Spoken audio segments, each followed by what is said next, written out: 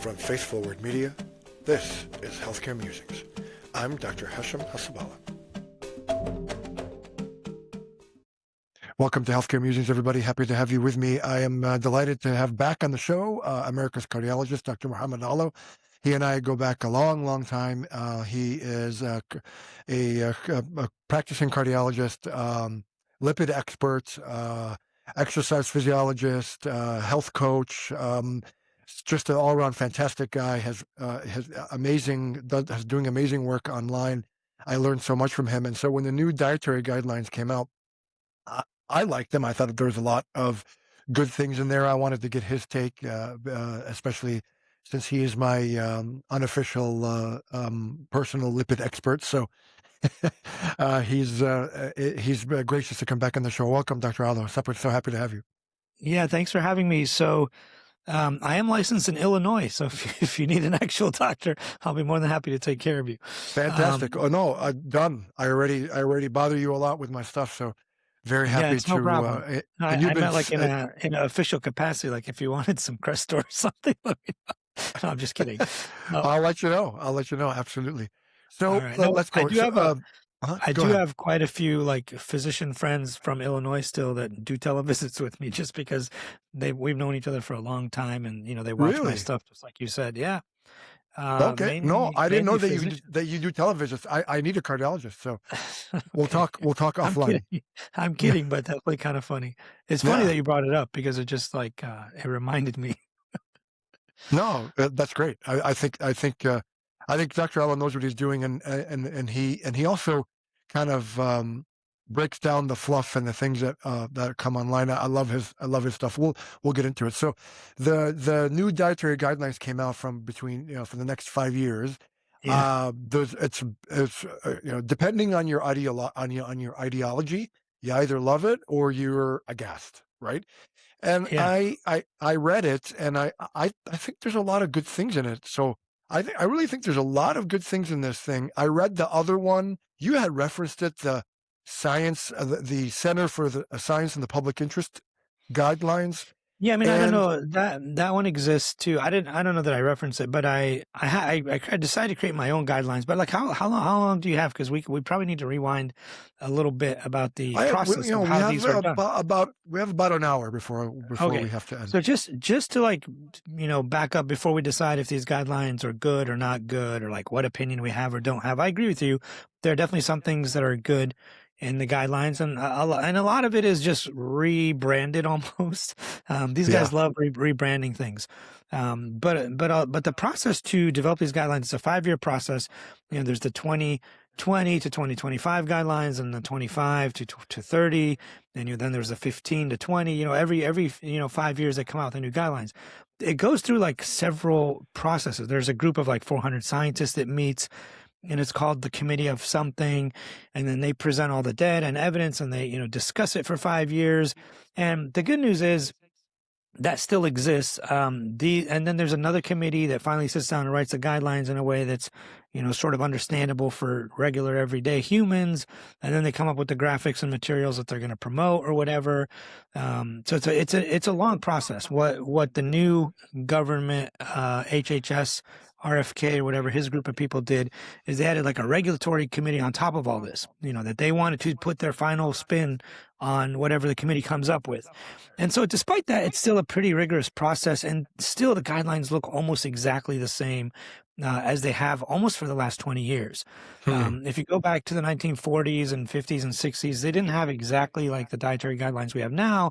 They had like eat a little bit of this, eat some green and yellow vegetables, make sure you get enough fruit every day. Like they pretty much for the last, since the 1940s until now, the guidelines haven't been all that different. They've been saying, it's like the Mediterranean diet, the stuff we always tell our patients to eat. The Mediterranean, DASH diet, very similar. The DASH diet is like the Mediterranean, but it's no alcohol, no salt. That's actually the top rated diet. The DASH diet is to reduce hypertension, obviously. So alcohol and salt are out of it. But it's basically a Mediterranean diet, just no alcohol, no salt. So what we've been telling people for, say, the last 100 years is to eat a mostly unprocessed, mostly natural, food, like fruits, vegetables, nuts, beans, legumes, lean meats, fish, olive oil, whatever, the usual suspects. We tell everyone to do this. So the guidelines haven't changed that much from it. And they haven't really, deviated that much. And we've always recommended, the American Heart Association, the College of Cardiology, even the last several iterations, going back to the 1980s, even of the dietary guidelines, we've always recommended saturated fat not to exceed 10% of total calories, which even this one does. Like if you actually read the printed guidelines that they printed, it actually says to keep saturated fat below 10%. So even though they tried to put their own spin on it and the marketing material didn't match what the guidelines said, it's still a robust process where there's 400 scientists, nutritionists, dietitians, cardiologists, physicians, probably pulmonologists too. But, there's a big group of people writing these guidelines, and it's a 400-page document. Like when it's actually printed, it's a 400-page document, and then they'd come up with the graphics and the spin, and is it going to be my plate or is it going to be a pyramid? The thing that this group, RFK and his folks, they're very like I don't know what the word is. They're abrasive. They're aggressive. They're like, yeah, we're going to throw everything else out. We're going to do it this way now. But then if you read the guidelines, it's almost essentially the same, Exactly. Well, that's what I don't understand. Why people were aghast because they put a few steak things. and whole milk at the top of the pyramid. Right. There's a couple of but things. If you read it, the problem is nobody sensible, reads it. I thought. It's very sensible, and it's exactly almost what we've been saying. The problem is they have like this anti-food pyramid spin. I think they're trying to appeal to the, maybe lowest common denominator, a person out there that's like anti-government, anti-being healthy, and I just want to eat all the butter and beef and cheeseburgers, double cheeseburgers that I want, which is obviously insane. I mean, but it seems like they're trying to appeal to that crowd of people that's like anti-intellectualism, let's go back to our roots, let's eat like the mummies used to eat or the Neanderthals used to eat or ancient, foods, people, whatever, which is fine, but like they don't remember back when we were in the caves and back when we were mummies and Neanderthals, we literally lived to like 35. So like evolution doesn't care that you live past your reproductive years. The evolution wants you to produce kids, and then if you die from cancer, heart disease, who the hell cares? You already had kids, right? So evolution doesn't really care. Now with modern medicine, with the heart lab and we put stents in people and antiplatelet therapy, and you guys with your ICU care and propofol and prone, bed flipping, whatever, you guys do. Modern medicine has added, decades. We've tripled, we've doubled and almost even tripled lifespans. A 15-year-old in the year 1815, all the way up to 1900, but a 15-year-old, like you made it past infant mortality. A lot of people say, well, it's the infant mortality. You're not counting it. That's why everybody died, or the median age was 35. Right.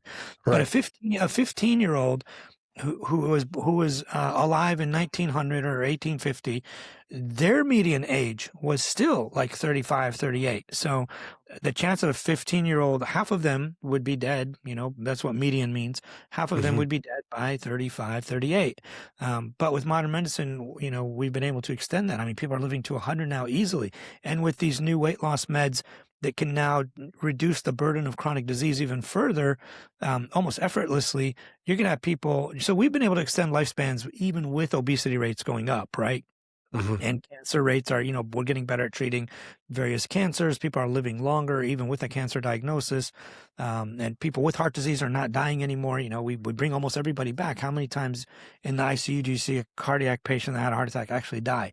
It's not like the 1970s. It's very rare now. Yeah. That's true. Right. Like if you go back to the 50s and 60s and you talk to some older cardiologists, they're like, yeah, a guy comes in with a heart attack, we put him on some oxygen and some morphine, and we hope they're not dead by the morning. And like 80% of them would be dead by the morning. Now it's like incredibly rare. It's like the guy that has multi-vessel disease, PEA, cardiac arrest, and has just a whole slew of problems, never took care of himself, smoked his entire life with a cholesterol of, LDL of 200 or whatever, diabetic, just lived a rough life, never went to doctors, I never needed doctors. And he comes in like, 60 years of never seen doctors. These are the ones that have these massive PEA cardiac arrests, and they're very difficult to get back if you get lucky. So we're not seeing that very often. I think the biggest issue that people who have a problem with the new food pyramid is, first of all, they're like anti-food pyramid, but the food pyramid hasn't been in use like, 1993 is when the food pyramid came out. It's been like 30, maybe 40 years now. If I do the math, I don't know. It's been like over 30 years. They retired it, I believe, like 2000 something, They 2008. did, and they put a plate, and they said you Yeah, should fill your plate 2008. It with. was Obama came out in 2008. And those guidelines came out and they made a plate. They called it myplate.gov. Right, right. And it was essentially the same thing, like eat a little bit of lean meat, lots of fruits and vegetables, some whole grains, and some milk, right? Not Hmm. a whole lot of difference. I think the problem that people are having with this, the way they're doing it is, first off, you read it, it's 400 pages, and even the executive summary is long. So let's say you actually do read it, you're going to be like, yeah, we've known this for 100 years, no big deal. But the problem is they get on, the little sound bites on CNN are like, saturated fat has been demonized, and we've been fighting. You can eat all the saturated fat you want, and then the problem is in that top corner of the pyramid, which first of all, it's kind of weird. Like a pyramid's upside down; it's a triangle, really, more than a pyramid. I don't Right. know. I don't know if it's supposed to go sideways or up and down, or the points are good, but the middle is not, or you should eat more of the middle and less of the points. I don't know I because think you're it's not. supposed to eat more of like the bulk of the triangle is what you're supposed to do. A little bit of grains, mostly fruits and vegetables, and then a little bit of the proteins on the top. Oh, yeah, And then but they because say it you can have meat and whole milk. You can cook with tallow rather than seed right, oil. and I think that's the problem that people have with it is the marketing of it. They created this pyramid, which is fine. It looks fine, but the problem is the meat section is like a fatty ribeye, and you can actually see the white in the fat. It's Yeah, ground beef. It's like 80-20 ground beef. So like, and then a block of cheese, and then like a thing of whole milk. So like, essentially, they're recommending that people eat ribeye, double cheeseburgers, and whole milk, like ice cream, even. Like, I mean, I don't know what they're suggesting. But then they say like, well, oh, we're not they're gonna fight. We're against. not gonna fight Yeah, saturated fat anymore. Like, okay, then well, what is like, what are you I saying? Then mean, it doesn't match. if you have a child that's growing, I mean, I'm less resistant or less hostile to whole milk for a So growing whole child. milk, put whole milk aside because dairy, fermented dairy, especially like yogurts and kefir, lebne, kefir cheese, which is lebne. I mean, we've Yeah. eaten that. Obviously, anybody who's Mediterranean or Greek, knows what those are. Kefir cheese, lebne, fermented yogurt, most types of dairy. So is the Generally, they're dairy fat or the saturated fat from dairy, is that different than coconut oil or different It's a than little bit. beef? It is a little bit. So dairy, you could, especially liquid dairy, you could kind of put it aside. In most studies, it's mostly a neutral or negative effect. Like if you obviously eat, like if all you're drinking is whole milk, sure. First of all, it's a lot of calories. I mean, like It the is a lot of calories calories. are double to triple what they should be. Like 1% milk is pretty, lean. 2% is what most people drink, which is what I drink. And then 4% is whole milk. 4 or 5% fat is whole milk. Right. So it depends on what goal you're trying to accomplish. You got a really skinny kid that needs to gain weight. Yeah, feed them whole milk, chocolate milk, even throw a bunch of sugar and chocolate in there. No big deal. It depends on what your goals are. Like you can't have, super hard and steady rules. But like let's say we're talking adults here, right? A Yeah. normal So like, adult has some risk factors, a little bit overweight, a little bit of family history, whatever. Probably shouldn't be like chugging tons of whole milk, right? Like most of the okay. studies in adults have shown either a neutral effect or a negative effect from whole milk. So let's set like the milk aside. When you say That's negative effect, you mean like on like LDL raises or your negative? LDL, increases cardiovascular mortality, all-cause mortality, those kind of things. Okay. So But the like, studies how have about cheese, like cheeses and things of that? cheese with They cheese keep and saying other it's different. cheese and other saturated fats are basically just saturated fat, like butter, especially because of so if you take whole milk and process it and pound it and churn it and whatever you do, for whatever reason, the fatty acid profile changes and now it's very atherogenic. So Oh, butter is really? probably one of the most atherogenic types of fat you can have, but saturated fat is obviously the issue here because it raises LDL quite a bit in most people. If you're It eating a did. lot of It did for cheese, me. It did. I was absolutely. Oh, it Mr. did for me Whole too. milk, full fat. I was cheese. I was having my coffee with heavy whipping cream for a while. Um, like a latte with heavy whipping cream. I But didn't the realize problem, so if you're, I how don't know many if you're a coffee, calories that was. if you're not a coffee snob, the fattier the milk, the harder it is to froth up to a certain limit, right? So Yeah. obviously 1 or 2% can be frothed, but skim really is hard to froth. but 5% and like whole milk and heavy cream and half, it gets harder and harder to froth. I don't know what kind of coffee you're making, No, usually but I have like a cafe au lait, like what I'm doing, again, I'm trying to minimize the saturated fat in my diet to try so to I just mean, I use if I'm going to maximize use because of the insulin resistance. That's what I'm most worried about is saturated insulin fat resistance. absolutely increases insulin resistance. Like there's no question about that. So that's Yeah, another problem with saturated fat because saturated fat has a high propensity to be stored in your liver and cause insulin resistance, even at the liver level, which then causes, basically insulin resistance everywhere. And it's very pro-inflammatory. The inflammatory markers always go up with saturated fat. There's no study that has shown that increasing saturated fat reduces inflammatory markers at all. Now really. it gets a little tricky because let's say you Well, cut inflammation is the calories. big keyword.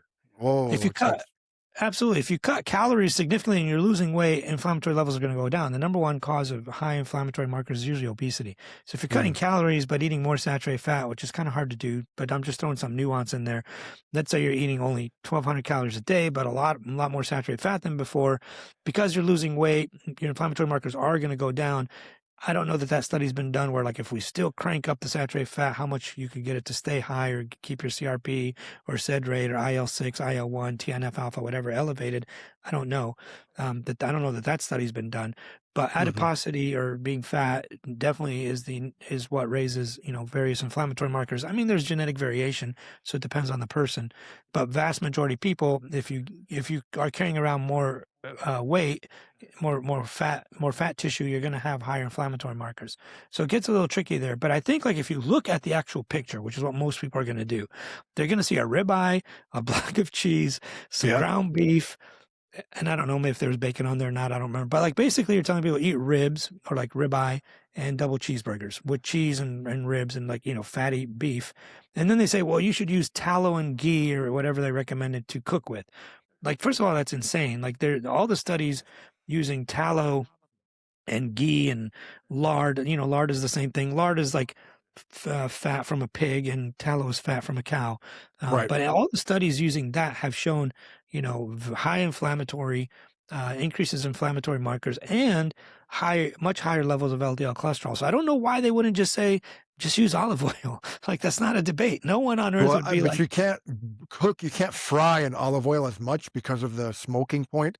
Avocado yeah, but oil you is can use typically, avocado and you can use canola oil. Like you could use whatever. Oh, and well, that's the other thing. they're They're very against seed oils. anti-seed. Yeah, yeah. I mean, and for a while there, I was like, seed oil, oh, stay away from seed oil, until I realized it's more like guilt by association, right? And really, the seed oil, it's a lot of You're right. I polyunsaturated think fat and that's the monounsaturated reason. fat.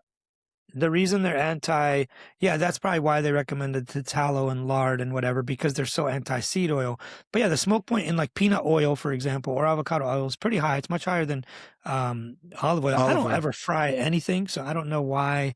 I guess for some people they do. Like, I don't know. Do you fry anything at home? Like I Um, usually just throw everything in an air fryer and maybe like spray it we with a don't little bit of typically olive fry. oil. Yeah, we don't typically fry, but if you cook, so the one thing I do for my son, especially, I'll make him pancakes and I'll cook it in coconut oil So why did you because choose coconut?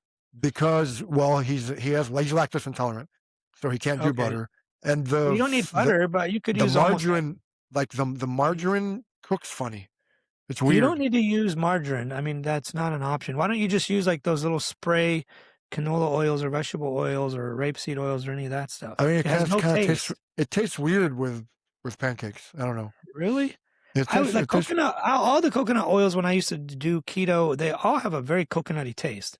Like it's kind Yeah. of Well, I disgusting. mean, it's Like you, kind of sweet. I mean, it it tastes really is. good, It but is tastes the very saturated fat tropical. from coconut oil just as bad as like butter? Yeah, I mean, there's a lot of It meta-analyses is. on that too, but even they're called tropical fats, coconut oil, palmitic oil, um, certain ones that are called tropical fats. They're solid at room temperature.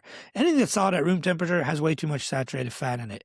Okay. But don't get me wrong, like olive oil does have saturated fat in it. It's just not a lot. It's mostly poly and mono Right. unsaturated. Same Same with with canola, avocado oil. Same with avocado, all of them. Even butter, like butter is not all saturated fat. It's a lot, but it's not all. I mean, it has some poly right. and mono, but it's mostly saturated. Right. So I think that the marketing Like, I don't know who they're trying to appeal to, but it seems like they're trying to appeal to this anti-intellectualism, anti-vax, anti-science, anti-everything Well, they're trying to combat what people. the woke, and to be and the again, this thing, depending on your ideology, either is like yeah or they're aghast, and they keep talking about the industry representatives who are overseeing it, but the old guidelines had industry. I mean, many of these nutrition studies are Right, right. industry funded, and Absolutely. But like the funding generally for studies may or may not affect it. That's given. The problem with the guideline writing committee is there are like the cow farmers, lobby will pay a guy to like try to get them to say more milk and more cow. Then the vegetable people will be like try to make it more vegetarian. Like there's a lot of industry trying to influence people on the guidelines writing committee. I get that. No big deal. It shouldn't be that way, but it is. But you've got it people is from the plant side, the Soybean Farmers Association, the kale, whatever. You got the right. Cattle Ranchers Association trying to push more milk and butter and cow and whatever. You got the poultry, like Tyson Chicken pays for all that, stuff too. So I get that. But at the end of the day, that committee is a lot of scientists. They write the guidelines and study all this stuff and then send it to another committee that's even more independent that they're supposed to like edit it out and edit out like the stuff that's considered like more industry related. But at the end of the day, like the guidelines, I'd say for the last 30, 40 years have all been almost the same. Like, was there ever a guideline that said you should lather yourself up with lard and eat it? Like, no, I mean, this No, there's no guideline that says that, right? right. But I think there's a lot more. Like you said, oh, our cholesterol 30 years ago was normal at 300, and LDL is no big deal, and you can eat and the carnivore So diet. And it was never okay at 300. I think people say that, but we we've never used to, had a now we keep, guideline. and industry keeps making it going down. And again, there's Well, this it's kind of like big pharma is, you guys are all shill for big pharma, and you just do everything, and who cares about LDL? And that's how I was for a while. Who cares about LDL? Until I, found out that I'm starting to get atherosclerosis in my right coronary artery, and that changed everything right.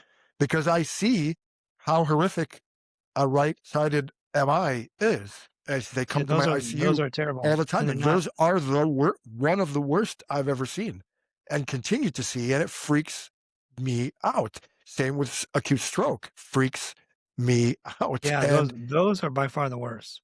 and so I don't want that. I mean, when finally my primary is like, and I talked to you, and he's just like, dude, that your LDL's too high. And then he just said, LDL is what causes strokes, bro. And I just said, okay. I just broke down. I'm like, fine. Right. And then it took me forever to go on the chicken and fish. I mean, okay. So when I can't swallow fish. I can't, it makes me gag. Then don't eat But it. There's I a will have million it other fried. options. I will have it fried in batter. That's the only way I can have it because it makes me otherwise gag. I can't do it. I So can't. look, you don't actually have to eat fish. Like there's But no, I'm eating it's just more a chicken, lean way more source. chicken, and yeah, It's just a lean source of protein. right. Sure, there's some studies that show like if you eat a little more fish, that might be healthier, which is fine. There are studies that, but like poultry and all the substitution studies where they've looked at poultry, versus beef versus fish versus other types of protein, poultry has a neutral to slash beneficial effect on cardiovascular outcomes. So you could just do chicken or turkey or Yeah. No, ground I'm turkey or much ground better. I'm chicken, much more whatever. chicken. And it's actually more filling. Like I Yeah. feel like I'm more filling. And then when I have yogurt, I have non-fat yogurt. It's not the same texture. It's not as good. I'll mix it with non-fat or 1% kefir to add a little bit more Yeah. probiotic and then liquid. But I mix it and I put some monk fruit in it, and then like blueberries or pure cocoa with monk Raspberries, fruit. honey, even whatever. Yeah. It's fantastic. It's a really great So dessert. And so it's my go-to every day. And then when I decide to have ice cream, I'm gonna have ice cream, yeah, right? just have it. It's not that big of a Yeah, I deal. just But have it. like But I have to live. I have to have mental happiness every and once in that's a what while. we want. That's what we want people to eat, like a balanced diet. You can have the ice cream every once in a while, Right. whatever. It's not, you got to be sane. Otherwise you can't follow the diet if it's too strict. That's So right. the same thing is with like there's another kind of yogurt, Greek yogurt called Fage, Fage. It Yeah, comes in yeah. 0%. If you buy it like a fresh one, it has like almost no taste. It's pure, fluffy, white, thick, creamy protein. Yep. If you put raspberries and blueberries and honey on it, it becomes like a amazing ice cream protein. It If you really put like does. if you put cilantro and squeeze a lime and some jalapenos in it, it becomes like a protein dip. I mean, it's just incredible. It Yeah. has like almost no taste. So I highly recommend that to people.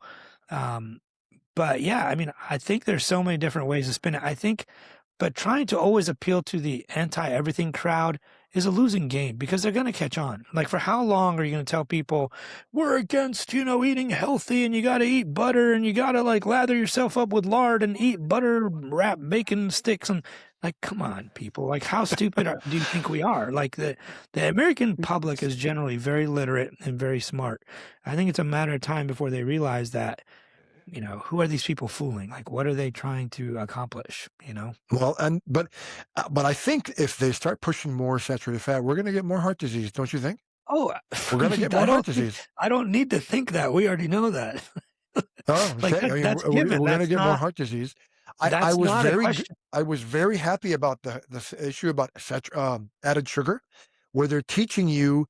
Read the label. Look at when they have oats, maltose, xylitol, lactose, dextrose, and I mean some of the monk fruit thing. That's why I try to stay with pure monk fruit. But they add sugar into everything, and they're teaching you. Look at the label. Read, turn it over, and read But how many no, and added sugars you have, and how many you're I supposed to have in a day. Nobody like I look at people even now. They walk in the morning. They have their frappuccino or their mochaccino, whatever, and they have a scone or a muffin, that's like 150 grams of sugar in the morning. In the okay. morning, So just before so they you even know, have lunch and breakfast. And like, oh my God, you guys, what are you doing? so look, I agree with you that no one is recommending eating lots of processed anything, right? Like, you shouldn't be eating Oreos and Doritos and, a Little Debbie snack cakes all the time, right? Right, right. Because no one recommends that. That's never been a recommendation. And it's good that they re-emphasize that. But just so you know, like, sugar in and of itself is not toxic or harmful to humans. Like, these guys are always like anti-sugar, like, don't ever eat sugar. Like, they celebrated Coca-Cola switching from sugar to cane sugar or some nonsense like that. It's some big win for them. They celebrate these dumb things, like literally the difference between the sugar in normal Coca-Cola versus their new cane sugar. Instead of it being sucrose, glucose 55, 45, now it's like 52, 47 or whatever. Like, Really? it's not that different, but they're celebrating it as like this massive Yeah, win for but sugar is humanity. not satiating, and it's a very No, high, it's but very but calorie Hisham, but like dense, what I'm and saying it's is, not satiating. I agree, but I'm saying, like, the way that, and then like the red dye thing, Doritos now, instead of telling people don't eat Doritos, they're like, well, Doritos needs to be, you need to take the red dye 40 out of Doritos. Okay, we'll use red dye 35. Is that okay? Like, they're celebrating the dumbest things as if we're like stupid. Like, it's very insulting to our intelligence to switch the sugar from Coke to cane, or not. They didn't even like stop Coke from making regular sugar Coke. They No, they told them make sugar drinks. Yeah. they just added another one. like now you could buy normal Coke with sucrose, table sugar, or for the connoisseurs, you could buy cane sugar Coke. Like, what on earth? Like, that's not a huge like victory. That's stupid. That's just adding another more sugary drink to our availability of drinks. But like, just so you know, sugar may not be filling, and all that what you said is true, but sugar in and of itself is not toxic. Like, humans need sugar to live. Like, your Yeah. body needs glucose. It's the number one Yeah. like energy source for humans, so much so that you have a backup system to make it. Like, if you never eat sugar, your gluconeogenesis system and all that can make sugar so you don't die. Right. So you can't, But and then you can get athletes, sugar from a can of Coke, or you can get sugar from an apple absolutely. And I'm not or a arguing that mango. at all. Uh, I'm not arguing that at all. But to yeah. your stomach, when you drink the Coke or when you eat the mango, the sugars, the carbs, let's just call them carbs, scientifically they're carbohydrates, they all break down into either monosaccharides, polysaccharides, or disaccharides. Like, when they get to your bloodstream, your body doesn't know that monosaccharide started out in an apple versus a Coke, right? So Mm-hmm. I'm not saying that to like tell you they're equivalent. They are not. Drinking your sugar and calories is way different than eating it in an apple coated in fiber and other nutrients and all the other good parts, right? Yeah. But at the end of the day, they try to vilify these things to like make it look like they had some great victory or were fighting these anti, processed food people, which is all great. But again, like they're just fooling. They think we're stupid. Like they think they're fooling us, and they think they're doing us a huge favor by switching the red dye from 40 to 35, the sugar to cane sugar, the fat to another fat. Like I mean, it's still a bunch of nonsense. I mean, I don't know. They must think like the American people are so dumb that if they do these things, we're just going to be like, yeah, what a great victory. Like I don't understand what they're. We stuck it to the man, right? But Yeah, we stuck it they to big still, but there's pharma, good. even though they're being paid by big pharma. Like the food and agriculture industry is paying RFK to do all this nonsense. Like he's on their payroll. I mean, Yeah. I Well, don't understand like I mean, the it's good to say, limit added sugar. Try not to have sugary beverages, which is good. Like, yeah, I had patients, sleep patients that are sleep apnea, and they have horrible sleep apnea, and I'm like, how much Coke do you drink? I don't not pick on Coke, but how much soda do you drink in a day? They're like, 2 liters. Oh my God, oh that's like, god, look at how many. I mean, well, that's why you are 2 liters obese. That's is why like you have 5,000 calories, maybe. That's uh-huh. a lot. That's not satiating. So, No, and they add I mean sugar it is into satiating everything. after a certain Everything. extent. Why do you have to have sugar in ketchup, barbecue sauce, Chick-fil-A? People love it. Why? I could taste it. Once I switched from sucralose and aspartame to monk fruit and stevia, I can taste the sugar and things where I couldn't before. So when I have So look, Chick-fil-A, monk I fruit can and stevia tell. are essentially they're just normal sugars. I mean, I don't know if they're just Yeah, fooling but you they're with their not the marketing, same. but They're not like, again, they're not sucralose like, is Splenda, and it's 0 calorie. it's zero White calorie. sugar, Yeah. yeah, and monk fruit and stevia, they're the same thing. They're still mostly sugar. I mean, I don't know, Hmm. they're just fooling you. But either way, like I don't think that is a major I mean, it is a major contributor to some people, but I don't think that is like no one is debating whether or not you should be like having added sugar. Like I don't think no guideline has ever, even since the 1940s, ever said if you're going to have carbs, please drink it as Coca-Cola, like, or eat more Doritos. Like, no guideline has Yeah, ever said that. but they did villainize fat. The sugar Well, companies yes, of villainized fat, right? that is not true, actually. I know there was this dentist that said they paid No, off it these was in the New Harvard England Journal of scientists. Medicine. It was published in JAMA. I know it was in the They New England talked Journal of about Medicine. how they paid these researchers to So first of all, downplay the dangers of sugar. most of that story is false. It was a dentist that published an article in the New England Journal of Medicine saying that these 3 Harvard scientists were paid off to make fat look bad and not sugar look bad. That is not true. It's some crazy dentist that came up with the story. I have a whole chapter on that whole episode in my book. That has nothing to do with the facts on the ground. That was like, 50 years ago. The thing is, these people like keep hearkening back to these studies from the 1950s when we have recent data. That's 70 years ago, 76 years ago now. We have studies from now. You don't have to go back to 1952 and 1958 and all these conspiracy theories about scientists being paid off by the government or food industry or the sugar industry or Harvard or whatever. Like that's just nonsense. That's a bunch of noise. It sounds really good, like rah rah, yeah, we're gonna fight back. Like that is just something to keep us distracted with the real problem. Saturated fat and sugar and all these things, they've been studied. Do you think science stopped in 1958, when they did that study? There's No, 76 more years of data on sugar and saturated fat and nutrition and food and substitution studies and cohort studies and randomized control trials and epidemiological, observational data. Like we have a lot of studies since that nonsense happened, if it happened in 1952 or whatever they're saying.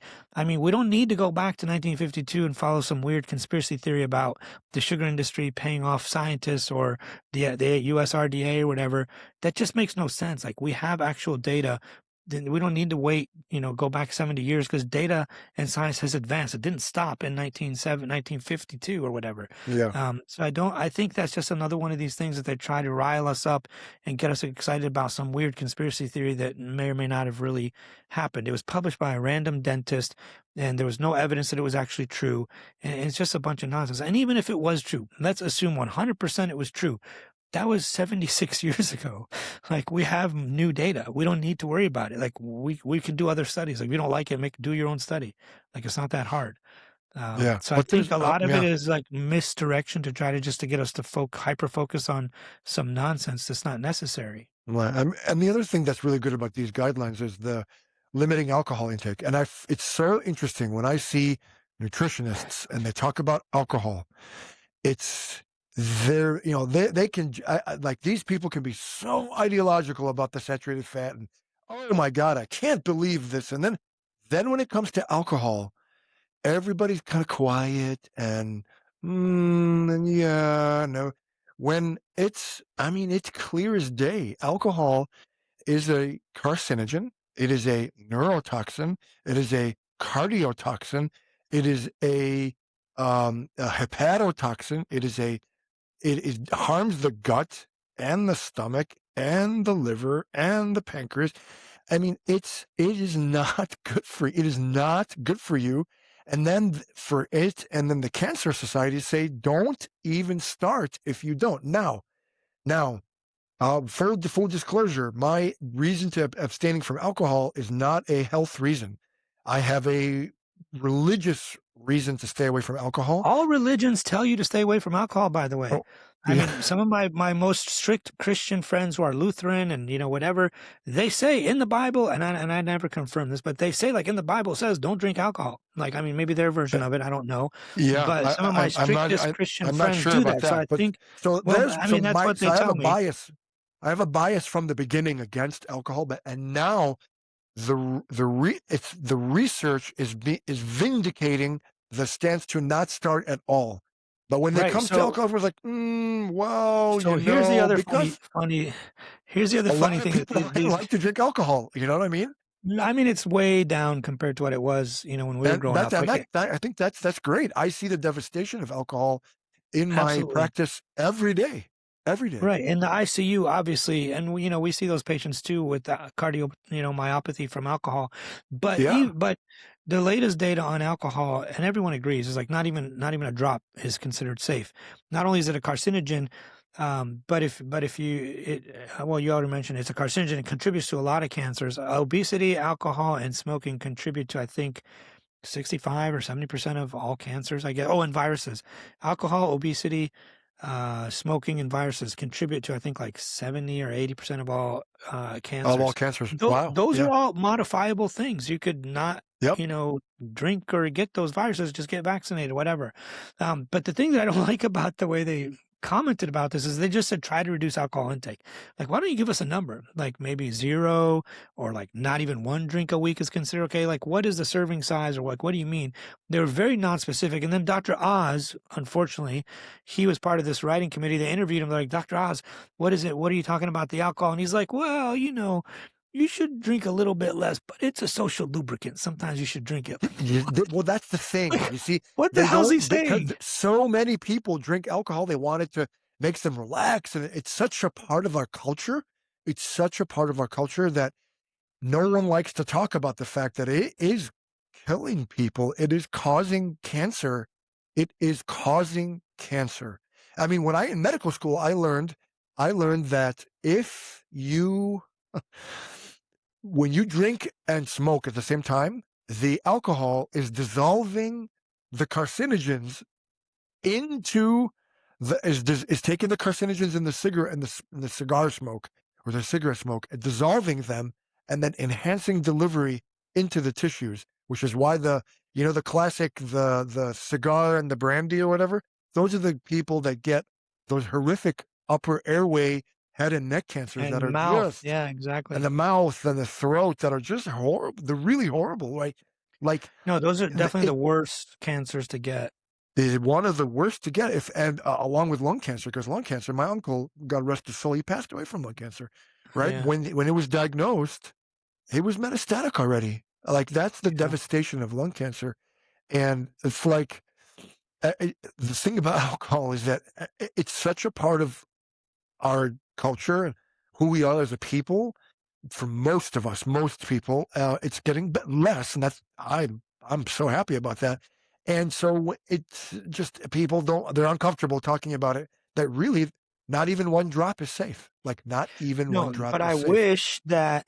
I wish that he, Dr. Oz, would have said, "Hey, look, no alcohol, no amount of alcohol is safe." Like, why wouldn't you just say that? They're asking you, they're questioning you about the new guidelines. They asked you a specific question about alcohol. Why wouldn't you give them a number? Like, just say no Oh man, amount is considered safe, there's a right? lot of pressure, man. They There's a lot of didn't. pressure from the alcohol industry. I'm Yeah, I sure. guess. I'm sure. I mean, this is a I major mean, I threat to believe their it, but I business. mean, like if you're the new guy that's But in I'm charge of like speculating. health, I don't want to get in trouble. I'm speculating, yeah. but I know I was reading a while back in the Wall Street Journal that the alcohol industry is like looking to fund studies to counter the narrative. I just remember reading that. I don't want to get in trouble by the alcohol industry. I'm just saying there's a lot of How on societal earth could you possibly get in trouble by the alcohol industry? I don't know, man. Who Like knows? I what? don't know. Why do we believe in such weird conspiracy theories? Like there's no alcohol Well, industry dude that's gonna come and be like, well, Dr. I'm Hasabala, you're misinformation. going down, bro. I'm pilfering We're misinformation. gonna Isn't that take right? you down. Like what?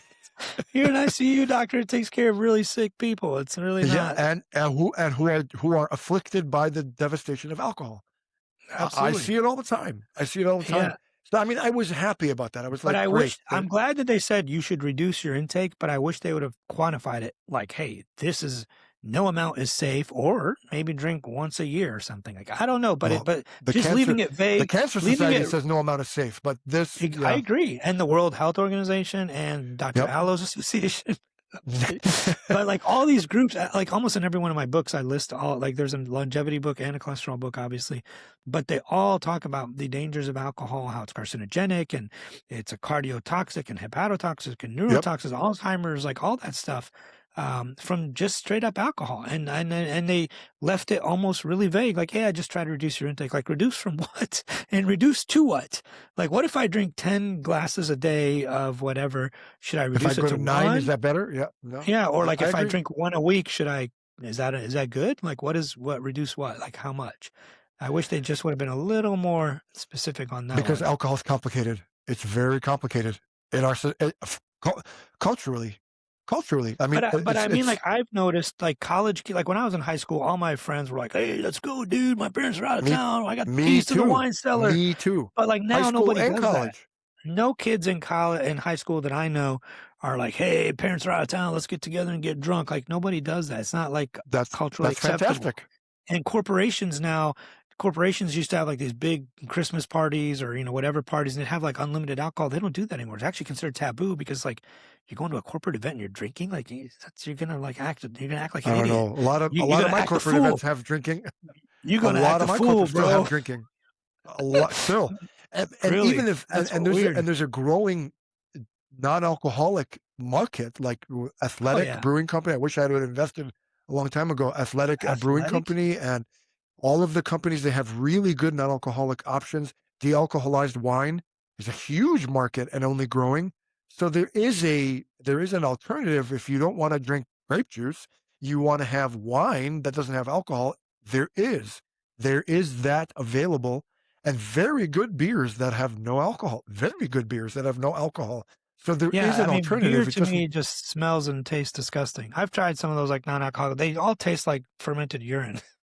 I mean, I'm just not I like some like of them. Some of them are really I good. don't Some of really them are care really good. for it at Lagunitas makes a all. really So good, yeah. I don't care for it at all. Lagunitas makes a really good IPNA. Modelo, I was surprised, had a really good one. Corona had a really good one. So I've But don't tried the forget, like some de-alcoholized of them ones. do have some amount of alcohol in them. Like there's 0.5%. Some do, yeah. Just make sure that if you're drinking one of these that there's nothing in it because that Right. 0.5% can add up, It can. It can. Yeah. especially if you're drinking like 2 or That's 3. true. So just make sure there's not much in there.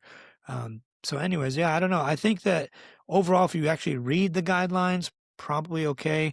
But if you're just That's going what I'm by the saying. marketing and the picture, You have to read the but guideline. no Like one that's you reads. have No to one read. reads.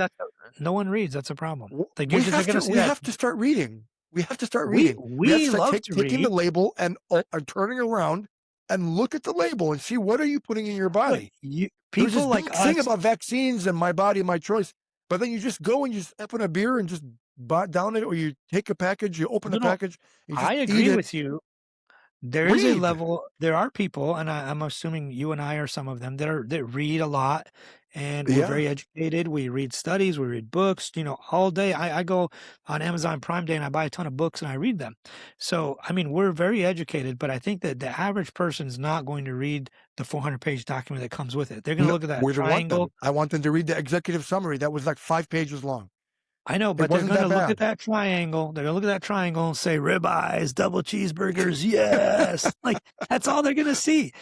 Like, right? I mean, where was like the salmon or like the little I thought chicken there was breast? fish on it. I have to look back. I thought there was I don't know. fish I'll on have it. to look. I don't remember that, but I just remember Maybe big, I'll flash it up on fatty. the I'll Yeah, put flash it it up up on on the there. video I and don't after remember it. editing. Maybe I'll Google it or something. But basically, it's like ribeyes and double cheeseburgers is what I. So that and then the pizza, because there's a lot of cheese. You eat a lot of pizza. The number one source of saturated fat in the U.S. is actually pizza. Really? But Really? More than it's beef? pizza. More than Yeah, huh, because of the cheese. interesting. Um, but yeah, I mean anything, and then anything obviously with butter in it, like. But people don't eat a lot of butter in the U.S. But butter and cheese are the two main culprits, and usually the Mm, cheese is from pizza. yeah. Okay. So we'll end with me. So I've been taking rosuvastatin and ezetimibe. Uh-huh. It's again my LDL is now 37, 39, something like that, very low. Good. My For the last two times I checked, my fasting glucose was 100. I went cut down big time on my saturated fat intake, poultry, non-fat milk, which my family couldn't believe it, but I'm trying the best I can. Non-fat milk, non-fat yogurt, with my coffee. Try to avoid saturated fat. And my most recent fasting glucose went down to 91 from 100 over Still three insulin months ago. resistant. Do you take Yeah, anything like metformin or anything? I don't, not yet, no. You probably should. And then but the A1C, my A1C is still the same. It didn't What is change it? over the 3 months. It was What's your A1C? 5.5. It's not any different, Oh yeah, which I was a so little bummed about. I was a little bummed. I'm you like, could okay. I mean, I thought with all this that I'm trying to A1C do, A1C obviously there's some lag there for A1C, but I don't know. I mean, if your fasting glucose is always running in the 90s and your A1C is 5.5, you could argue. I mean, there's no data or guidelines that are going to recommend this, but if you're just into living longer, longevity, and being able to be a little bit more um, loose, I guess, with your food choices, you could just take a metformin of 500 once or twice a day, and your A1C would probably drop into the 4.8, 4.9 range. You'll probably lose a little bit of weight.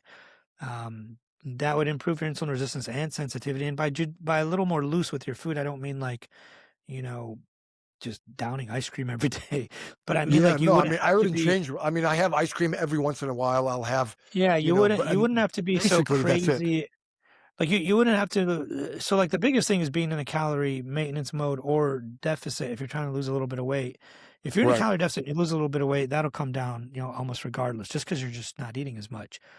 Yeah. The 99 will come down to, lower. I don't know how much weight you have to lose, or if you don't have any to lose, I don't know. But if you No, were to I lose have I have five, weight to lose. I have weight to lose. I'm just trying to. I if you really lose don't want to five to get. 10%, if you lose five to I ten don't percent want of to your be body diabetic. weight. I'm really scared about getting diabetic. So look, Like, I feel you, but it's genetic, right? Your mom or your dad had it and they gave you the genes. Me too. One of my parents has it, and if I were to gain a lot of weight or not put on muscle or let things go, my A1C would creep up. I think it did creep up at one point, but I just yeah. leaned out, ate less, lost weight, and I think it's like 5.1 maybe.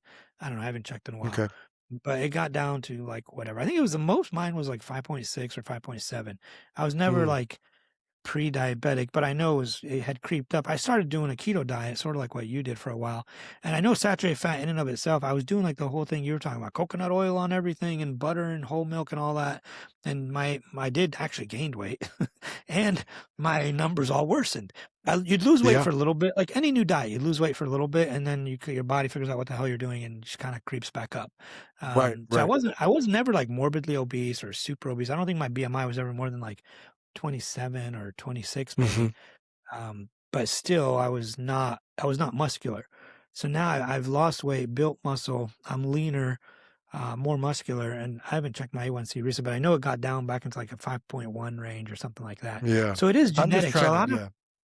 my patients sometimes are like terrified to eat food and gain weight and build muscle. Like they're like, I want to work out, but they're like starving themselves just because they don't end up with diabetes. They end up getting really thin, really frail, really weak, can't do anything. Like frailty in and of itself is a problem. You don't want to also get so frail that you can't do anything.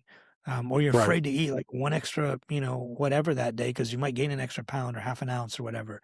So I think there's a delicate balance between staying sane in terms of like how you live and how much you eat or don't eat, and using pharmacotherapeutics or medications, whatever, to just keep you at a safe level. Because the reason they picked 5.7 as the A1C cutoff for prediabetes, that's when you start to see increases and changes in mortality and morbidities. Hmm. So you Okay. might, I mean, so I'm happy with the new, cutting saturated fat's fine. I'm non-fat. I'm used to it. It's fat appetite. It's not. There is fat-free skim milk, fat-free half and half, but they put in corn syrup to thicken it, and then it's way yeah, more caloric than skim milk. the So I don't know calories are where going to those be extra much higher. calories are coming from. They put It's in the corn fat. syrup and It's the fat carrageenan and all this other stuff. thickeners and Maybe, stuff like that. yeah. So it's way more Look, I because mean, I I think if compared you're like putting a like a, cup if of you're putting that. like, yeah, a cup of that's Uh, going to be a lot. If you're putting like a tablespoon of half and half in your coffee every day just to stay sane and your LDL is already like 38, I mean, that's not going to be a problem. You'll be Yeah, fine. well, I'm just trying to again because once you start giving an inch here, then you give an inch there, and Right. True. I'm trying to, it's if it's a lifestyle change, I'm gonna make a lifestyle change, right? Otherwise, if today I'll have half and half, and tomorrow I won't. It's just, you know what? I just got to get used to it, and now I'm used to it. I have chicken. I haven't had a burger. Well, when I was in California, it was In and Out. I couldn't help it. I had to have it. I had to have an I In and Out ate it burger. just to say I tried it. I was in San Diego and I was like, I've never eaten an In-N-Out before. Let me try it. But my favorite burger, to be honest with you, is Portillo's. You're lucky Really, you have Portillo's. Portillo's. Oh Portillo's yeah. hits the spot, but there's way better. Listen, when you're in Chicago, No, man, I've hit tried me them up, all. man. Hit I've me tried up, them man. all. I'll show you some. I'll show you some Which good one do burgers. you like? What do you like? My favorite burger in Chicago is a place in the suburbs. It's called Fuller House, and they have this thing called a West Coast burger. It's phenomenal. It's so good. So I'll tell you like why I like the Portillo's one because it's actually cooked on a flame and it tastes charred. Like it tastes like it was really cooked on a Yeah, flame, and it is. It is cooked on a flame. There's that little burner with the flames shooting up at yep, it, and it goes through the thing. That's why I like it. All the other burgers I've tried, they just cook it in a skillet, and it's not good. Or I cook it yeah, myself here at home on my own grill, and we don't do that right, a lot. And we don't eat burgers a lot, obviously, because we're not crazy. But if I'm gonna have one, it better be like really, really good. So I usually just make right, my own. right. Yeah, I haven't had it in a long time. I'm just used to chicken now, and that's Yeah, I how it mean, we is. I mean, mostly eat chicken, salmon, tuna, yeah, whatever, sushi. yep, yep. Well, Dr. Malo, it's been a pleasure to have you again, and definitely come back. I like to talk about this kind of stuff with you. We'll when things come up, check him out on TikTok, LinkedIn, YouTube. He has a wealth of information. I'll check out his books, check out his website. He's a great guy, America's cardiologist. My friend, Dr. Allo, thanks for coming on the show. Likewise, thanks for having me.